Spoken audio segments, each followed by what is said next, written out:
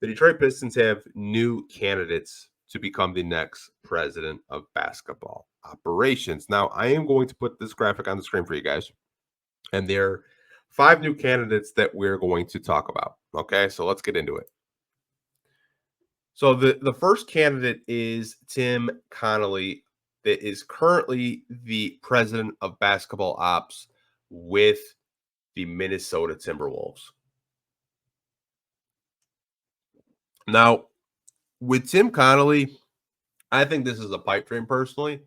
With him, I think I told you guys maybe a month or two ago when we were um, talking about this very briefly.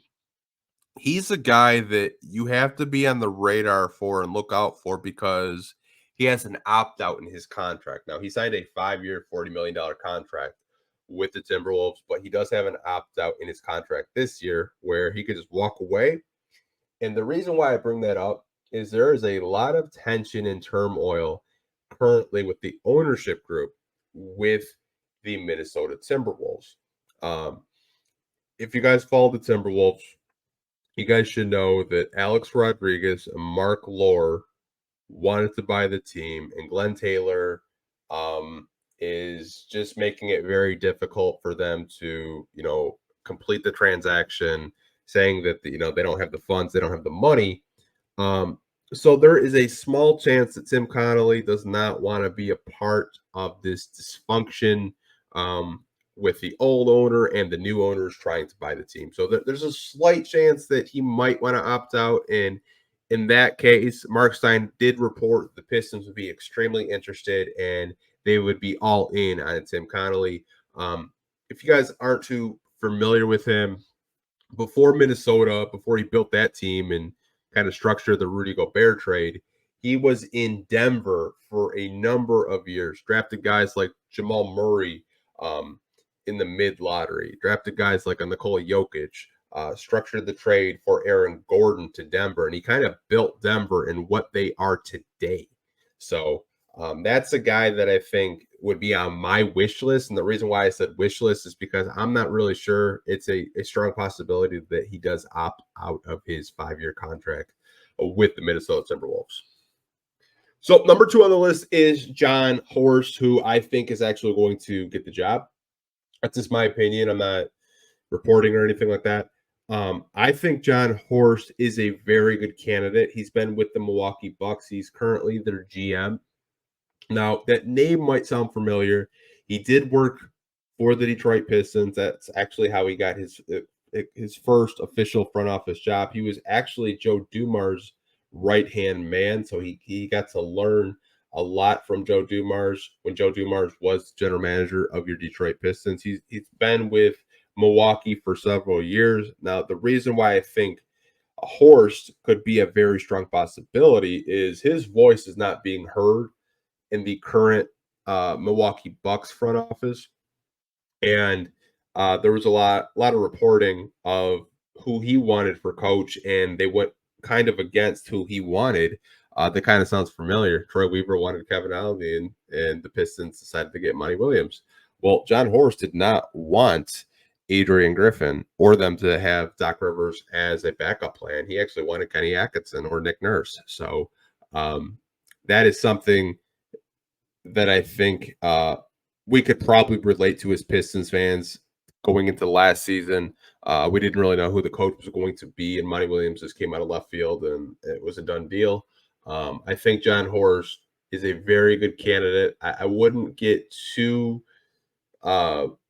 worried that he worked under Joe Dumars. I think some people look at kind of like the draft history of the Pistons and like while Joe was here.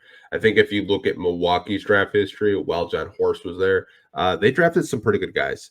They had pretty solid drafts, in my opinion, anyways. The next guy on this list is probably a name that you guys aren't too familiar with, and that's Dennis Lindsay. Now, Dennis Lindsay was in the Jazz front office for several years. He was a part of drafting Donovan Mitchell with the Utah Jazz. He was there for over 10 seasons. He's currently with the Dallas Mavericks right now as a consultant. Now, I think he would kind of be an under the radar type of guy that the Pistons may try to target if plan A or plan B don't go their way. Um, just the names to look out for if you're a Piston fan. That's all I really have on Dennis Lindsay. Couldn't really find too much on him on the internet like I could with John Horst and Tim Connelly for whatever reason. I don't know. Maybe it's because he was a GM in Utah, but hey, you never know. Now, this is a name that has been talked about a lot, and I think he's being talked about for the wrong reasons, and that's JJ Redick. Let me explain what I just said. He's being talked about for the wrong reasons. So I was listening to 97.1 The Ticket this week, and they were absolutely just shredding the idea of JJ Redick being in the front office. Not because of who he is, not because he's a podcaster, not because he has, no front office or even head coaching experience for that matter. It's because who JJ was represented by when he was a player. JJ Redick's former NBA sports agent was Arn Tellem. And we've kind of talked about the nepotism in the front office with, Arn Tellem has his son working in the Pistons pro scouting department, which, hey, it is what it is at this point. I'm just going to say this about JJ Redick.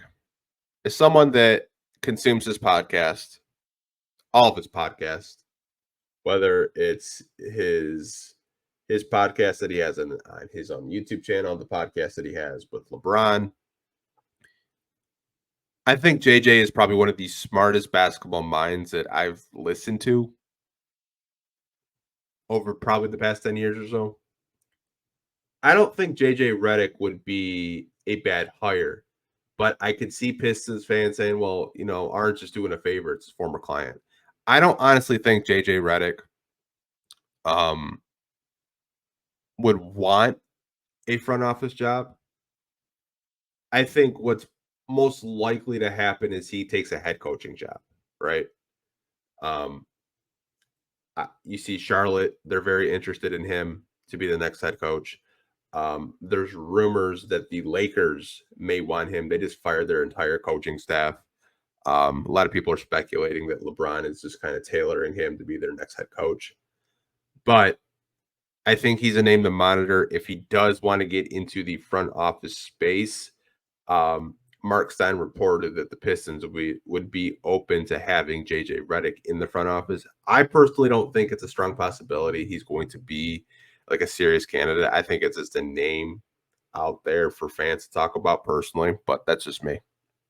Now, the fifth and final guy on this list, this actually came out a couple of days ago, was Scott Perry, and that name should sound familiar. Much like John Horst, Scott Perry worked for the Detroit Pistons.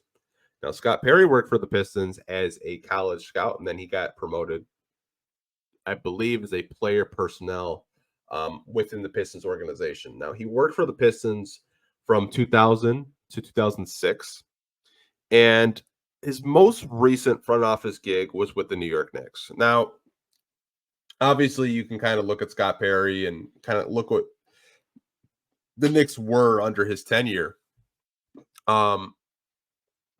I think he's a guy that I would keep an eye on.